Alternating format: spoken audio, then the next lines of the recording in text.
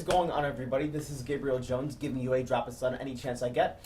Today we have a very big one. We're going to be reacting and reviewing the new Harry Styles album, Harry's House. I know I've started several videos like this, but it bears repeating. There's nothing I can say new about Harry Styles at this point. After One Direction went on hiatus, Harry decided to take a more soft rock approach to his records. And he turned out so many instant classics like Sign of the Times, Adore You, and Watermelon Sugar. It's just astonishing how much of a staple he's become in pop culture. From killing it as a host for SNL, to setting fashion statements, to pissing off Candace Owens and Steven Crowder, to dating high-profile actresses, the latter of whom I expect to play a very big role in the lyrical content of this LP.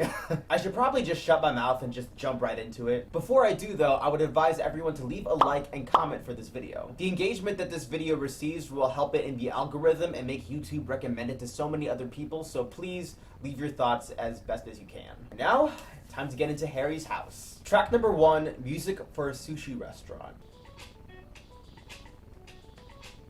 A lot of funk going on here. I like it. He getting excited, man. Oh, those drums, the drums. A funky bass line. He's just laying it all out. I haven't had blue bubble gum in a long while. Maybe when I was like 10. The cadence in his voice is just immeasurable.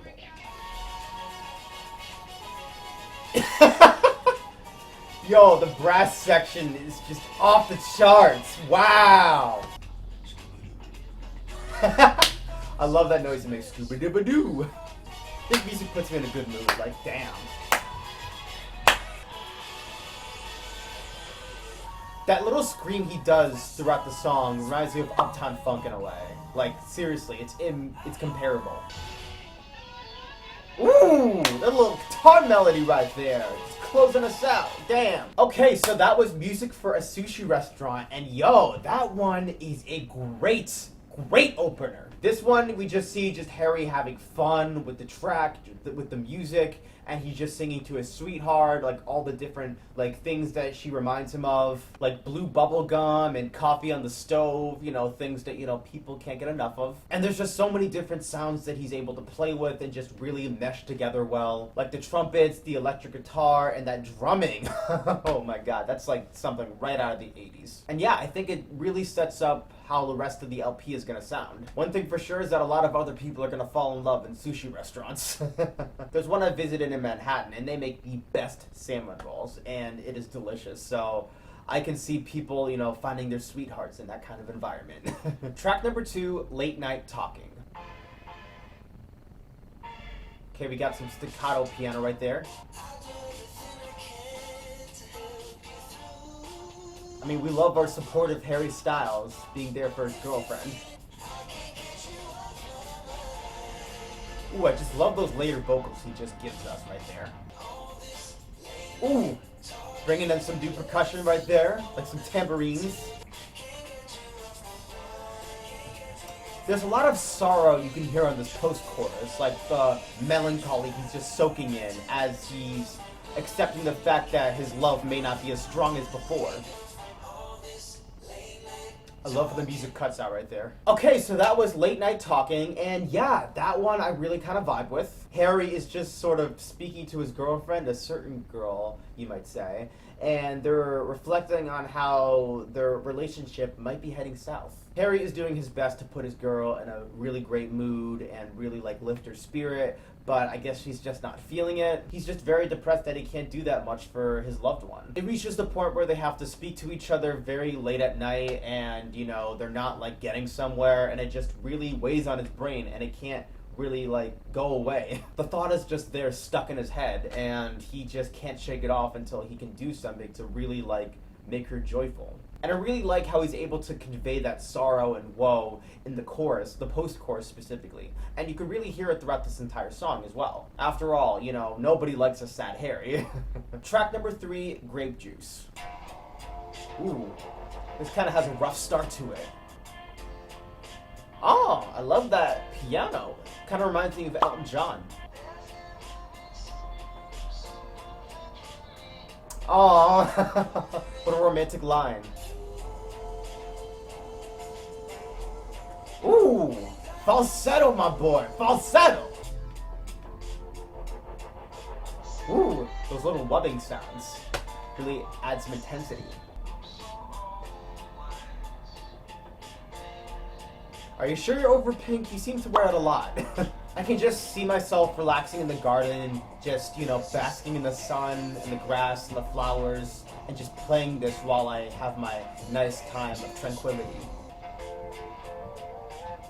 Ooh, that little guitar melody. Okay, so that was Grape Juice, and yeah, that one I think I really did like. Based on the lyrics, it appears to be about him singing about this relationship that he really wants to have with this girl because he's just all love-struck. He's painting a picture of just sitting in a garden and them just, you know, basking in flowers and like really admiring them. And he's just singing about how much he loves grape juice and how much they can really like drink over their newfound love. Or maybe this is the relationship that's currently going on that may be heading south and he's just imagining how it can be, you know, jubilant again. He's living in a fantasy where he doesn't have to leave his sweetheart and they can just stay together for as long as possible. Either way, it really did capture that whole garden feel where you're just frolicking with the flowers and you're just admiring how beautiful they are. It's something you could definitely listen to on a summer day, and honestly, I wouldn't be surprised if this became the next big single that he released from the record.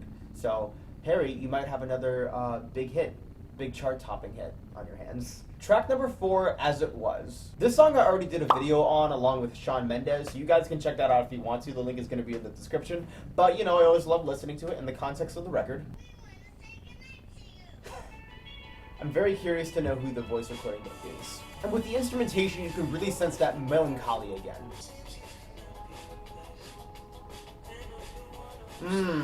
Yeah, this is definitely some sort of breakup song. How You Can't Be Replaced. I just love that drumming on this song. It just sounds very, you know, it's a little faint, but it really still hits you. I love how he just plays with the vocals here. Like, the mixing is just so creative.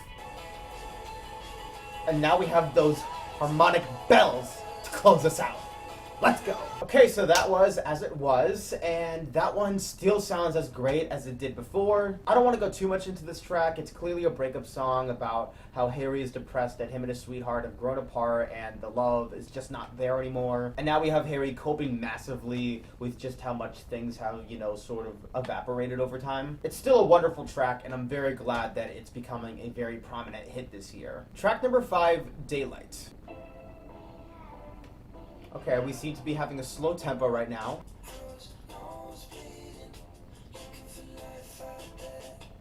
Putting a lot of effort into finding a new sweetheart.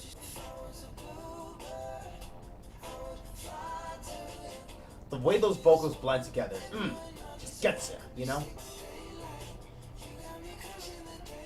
I kind of like the irony at play here where he's saying that, you know, I'm having all these dreadful feelings during daytime, you know, that's usually reserved for the night. Ooh! Ooh! Intensifying! The pianos and the guitars! The drumming! Let's go! Ooh, that backup vocalist right there. Just hitting those high notes, the falsetto, man.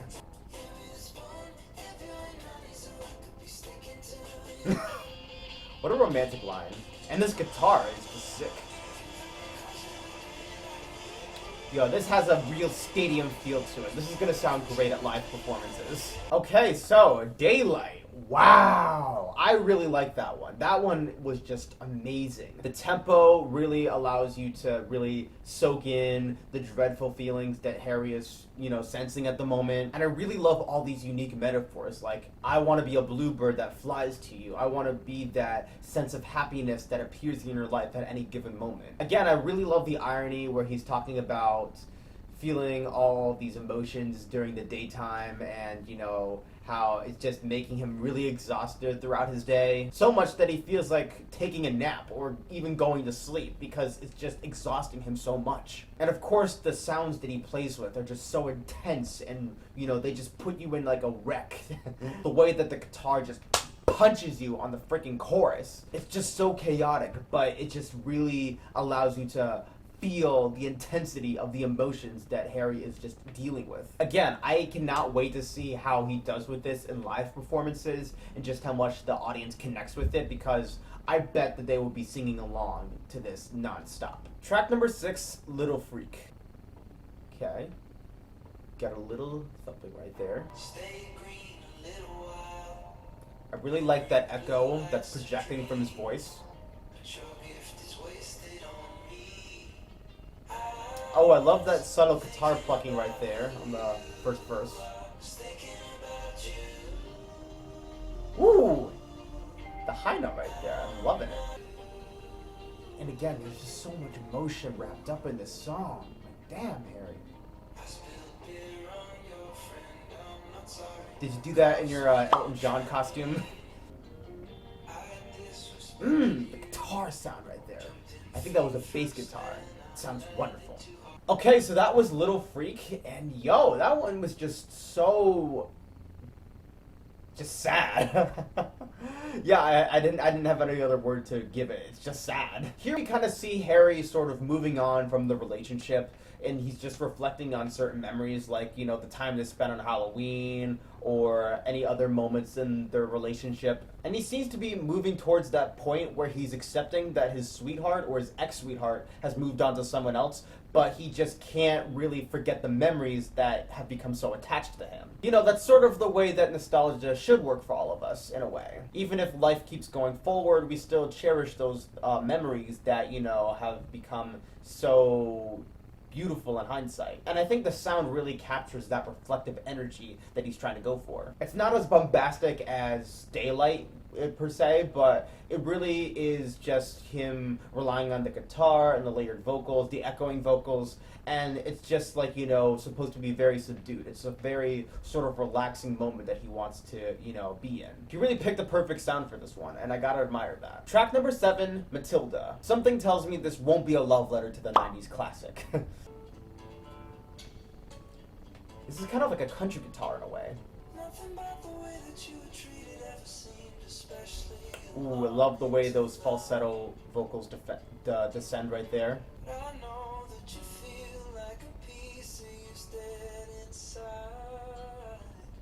I love how he holds that note for a split second.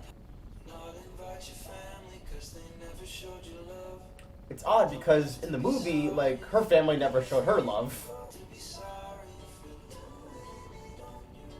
Woo! Backup singer right there. Gotta say, really good. Now we bring in the piano.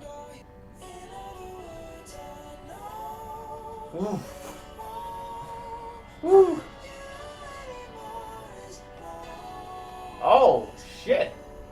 He really escalated now. Okay, so that was Matilda, and yo, that one I think was a very deep cut. Honestly, he might actually be singing about Matilda, played by Mara Wilson in the movie, because he's singing about how her family never showed her love and how they were kind of like very careless towards her. And that's not unlike, you know, Danny DeVito and, you know, his wife and kid in the movie. And again, he's really not going crazy with the production. It's just like a guitar, a piano, and a few backup vocalists. And he's just really capturing this sort of reflective, calming energy that you're really supposed to take in. He's singing about how this girl never had a family that she could really like call loved ones.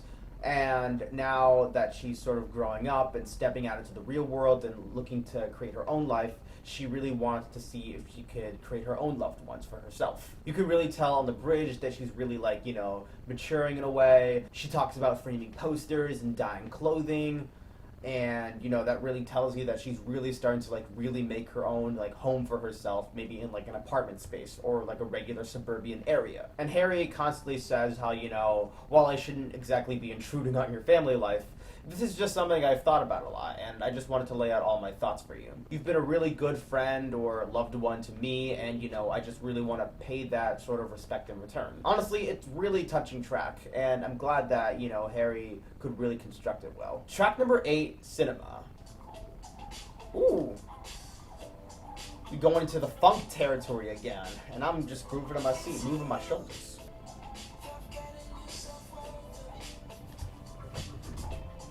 Okay, we're talking about wetness now. Explicit much, Harry?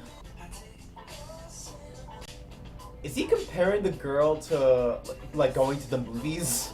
Because he's so entertained by her? Damn, Harry, you go. Oh, man. The intimacy on this track is just so real. Oh, yeah, we getting very hot now. I kind of like that guitar, the electric guitar that he's plucking away at while he's singing the chorus. Really adds to the vibe. I don't want to come across as obsessive or anything, because that would not be romantic or sexual. We got a bit of an electric guitar solo coming out now. Really making a groove. Is he talking about soda pop right there? Because that's something you drink at the movies? Or maybe he's talking about popcorn, because, you know, that's like, you know, embedded in cinema culture. I'm just enjoying that. It's great. Okay, so, cinema. Wow, that one is very interesting indeed. Honestly, this could probably be his sex jam for the record. And he's talking about how he's just so captured by her beauty and her essence and, like, her movements that it's almost like going to see a movie at the cinema. The metaphor of the outro is just insane. Like, you know, I'll bring the pop, like popcorn or soda pop, but it's, yeah, it's super wacky, but I think it works so well for this record. He takes this song in a more funk type direction, which is very complimentary to the sex jam vibe, and he really wants to make sure that she's having a good time, because, you know, he's like, I don't want to, like, you know, be too into you because that can make you uncomfortable. Yeah, this one has a very straightforward meaning, I think, and I really had fun with it, and I like how he plays with the instruments, plays with his vocals too, so yeah, I think that one really hits me hard. Track number 9, Daydreaming. Here we got some glossy notes with some drowned out vocals. Oh! We're just getting right into it, baby. Ooh, and the trumpets! I dig them. Yo, there's a little bit of disco in this song. Like, he took inspiration from the 70s. Now he's like an Elton John type motherfucker. Yeah, loving you is my favorite activity. He just belts in those vocals like there's no tomorrow. Ooh, the piano, and then we got the drumming just coming in. Beautiful. Yes, that's what I want to hear, man. I love Harry just bringing that energy. Okay, so that was Daydreaming, and that one has a pretty straightforward meaning to it. It seems to be another love jam where Harry is begging his sweetheart to, like, really show him a good time so that he can fall asleep happy and have the sweetest of all dreams. But the way he presents that image is just so fun and fresh and funky that, you know, you really just have to dig it. He's just belting his notes and just really laying it all out, just letting it all loose. And the way the drums and the pianos and the trumpets just sound so joyous on this tune really makes you, like, want to join him on the fun. This song is very fun, and it's a lot of fun to dance to. You know, I was in my seat kind of grooving a little. But yeah, that seems to be all I have to say for this one. It's great, and I can't wait to return to it. Track number 10, Keep Driving. Ooh. This one kind of has a nice tempo to it, you know? Something you can nod your head to.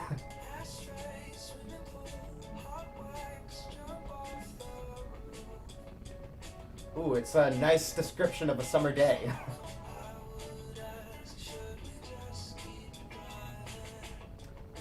I think I get the metaphor here. The weird engine is supposed to resemble their relationship slowly crumbling. Yeah, just pretend that everything is okay, sweetheart. You know, if we just, you know, keep up that illusion, we'll feel alright. Ooh, kind of like that little interval right there. Okay, so that was Keep Driving, and yeah, that one I think, you know, has some really neat metaphors going on with it. It's almost as if they're driving on the road during a beautiful summer day, just taking in the fresh air and really enjoying the wind. The engine seems to be acting all weird, but they just decide, you know what, screw it, let's just keep on this road and hopefully things will turn out great. But before they knew it, they just ran out of gas, and they just trapped in the middle of nowhere and don't have any destinations in sight. It seems pretty straightforward in that regard, and the sound really brings it all together with, like, you know, the neat little piano keys and, you know, the violent guitar that comes in during the bridge. He also seems to sing about, like, doing drugs like cocaine and edibles, and I think a little bit of weed is mixed in there. It's sort of as if he's listing off all the highlights of their romance, you know, all the good times that they experienced together, and they just want to keep it all up in order to really, like, feel good and, you know, feel that sense of euphoria in a way. But given what we've heard on the album so far, it doesn't seem like that engine really kept up in the long run. I think it's pretty clever, and I really did like the sound sometimes. Track number 11, Satellite. Ooh, I kind of like this melody right here. It makes me feel like I'm gazing into space, just looking at the stars, and just being amazed by the satellites.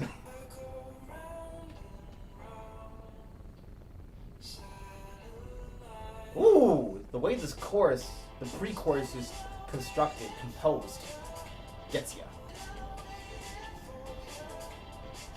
And this drum work, you know, it really, like, hits me in the ears just right.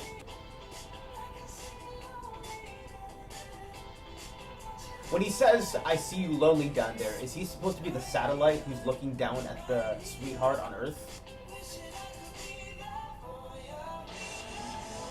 Ooh! Ooh! And now we're going into epic mode. Let's go!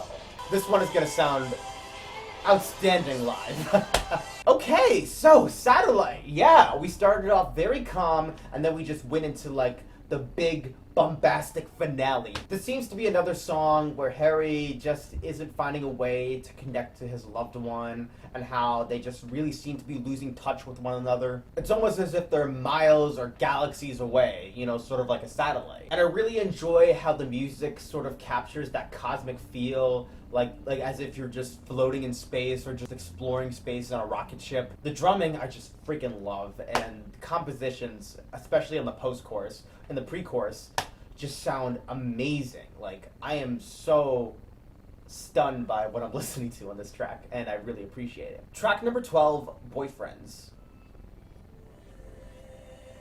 Ooh, those vocals just creeping in.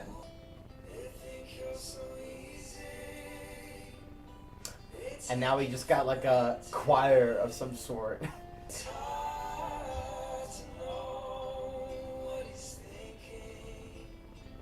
Is he like sort of not enjoying himself in this romance?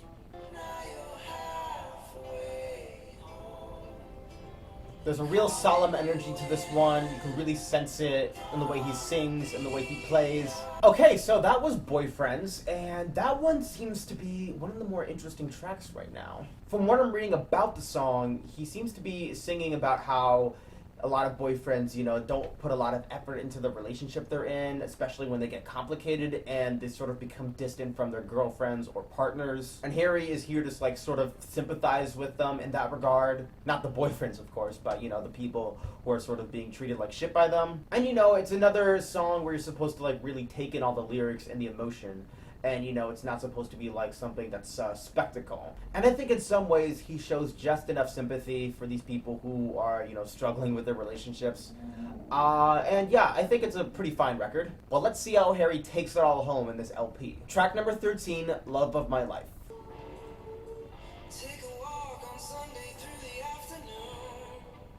Ooh, I love that composition right there. It's becoming epic.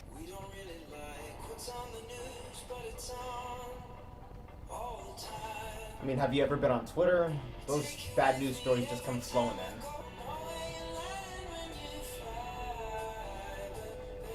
in. Ooh, yeah, I kind of like that line, you know? When you go out exploring, you never know what you're going to stumble upon. And the solemn guitar melody just really ties everything together. Ooh, vocal melody, you know, hits me right. Oh, the piano, the high-key piano, I love it. Okay, so, Love of My Life, the closing track, and yo, he really does, you know, end it on a high note. Literally. For the last time, we see him singing about how this relationship used to be glorious, it used to be fun, and there was like such a strong connection between us. But now that magic has sort of gone, it's been lost, and now he's just kind of like left wallowing a little. But in another way, it could also be about his fame, at least that's what I'm reading from the lyrics. It's about, or possibly about, how Harry's life has changed so much over these last few years, especially now that One Direction has been on a hiatus. And now that he's become monumentally successful, he has no idea where it's all gonna go, you know, what it's gonna lead him to. But I think he's excited regardless, or, I mean, he might be nervous, you know, nervous-sighted, but I think he really is sort of interested to see where he can take his career from here. And of course, the way it all builds up to one big climax with the guitars and, you know, the high vocals and of course the high note pianos, that all sounds wonderful. It's a really great closer, and I think he constructed it very well. So with that, I'm gonna take a break, I'm gonna listen to the album a second time, and then I'll come back and give you guys my final thoughts, so bear with me.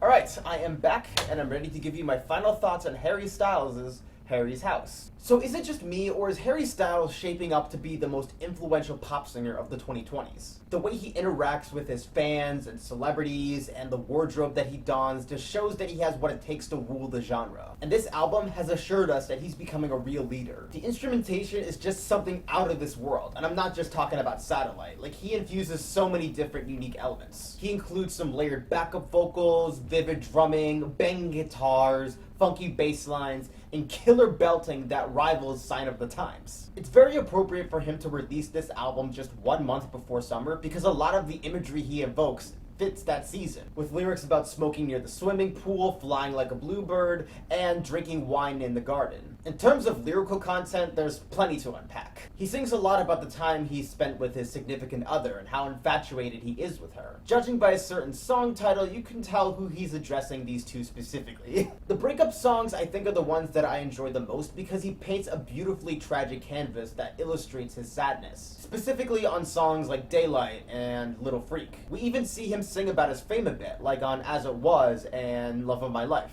Arguably, the record is titled Harry's House because the house is supposed to symbolize everything that's going on in his brain. His career has forced him into so many different situations that have served as inspiration for new music. Whether he's singing about romance, his celebrity status, or this unnamed Matilda girl that he takes so much pity on. Well, if Harry is allowing us into his house, then I wouldn't mind if I stopped by for another visit sometime soon. I give Harry's House a 9 out of 10. My favorite songs would have to be Daylight, Music for a Sushi Restaurant, and Daydreaming. My least favorites would have to be Boyfriends, Grape Juice, and Keep Driving. But really, the order in which I rank these songs can change easily because there are so many good songs on this LP that I just don't want to rank them. I can't exactly choose a favorite. That's like picking which kid is your favorite. Like, it's just that damn good. But with that, I think we can close the video here. Thank you guys so much for watching. I hope you had fun. I certainly had fun with this album, and I hope you guys can stop by again soon. If you want to follow me on social media, be sure to check out my Twitter and my Twitch. The links are going to be in the description. And that's just about where we're going to wrap up. Thank you guys so much for watching. My name is Gabriel Jones, and the sun may be setting, but I hope you were able to soak up those drops. Take care.